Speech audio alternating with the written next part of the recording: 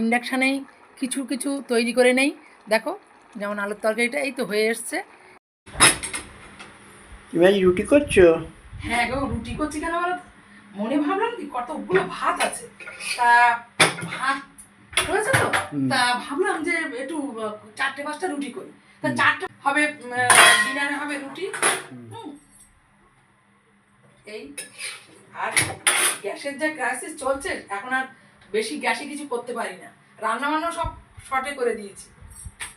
চলো খাওয়া দাওয়া শুরু করবো, এই রুটিগুলো করে নেই। পেঁয়াজ কাটবো? হ্যাঁ পেঁয়াজ কাটো, একদম রুটি করতে ইচ্ছা করছে না। তা কি করবো এখন, একটুখানি ভাত আবার রান্না যায় না বলো? একটুখানি ভাত রান্না যায়? আর একটু আলুর তরকারি হলো না? হ্যাঁ, আর আলুর তরকারি করে নিয়েছি, ওই ইন্ডাকশনের করে নিয়েছি, কারণ সকালে গ্যাসের তো ক্রাইসিস চলছে, যার জন্য ইন্ডাকশনে করে নিয়েছি। দেখেছো সকালে ওই ফ্যান চলছে তাই, ফ্যানটা চলছে তাই।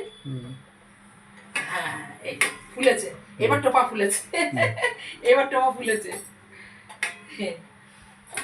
তাহলে চলো রাত্রেবেলা আজকে আমাদের ডিনারে চলে এলাম, রুটি তৈরি করে ডিনারে চলে এলাম। দেখো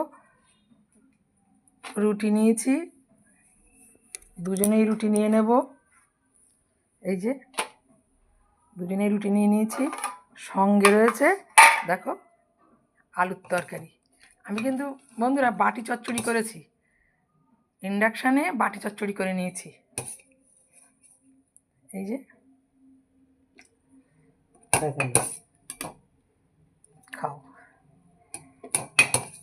বাটি চচ্চড়ি করে নিয়েছি, এই দিয়ে রাত্রের খাওয়াটা করব। আর সঙ্গে আছে দুটো ভাত, আর দুপুরের স্টুটা একটু আছে, সেটা ওনাকেই দিয়ে দেবো।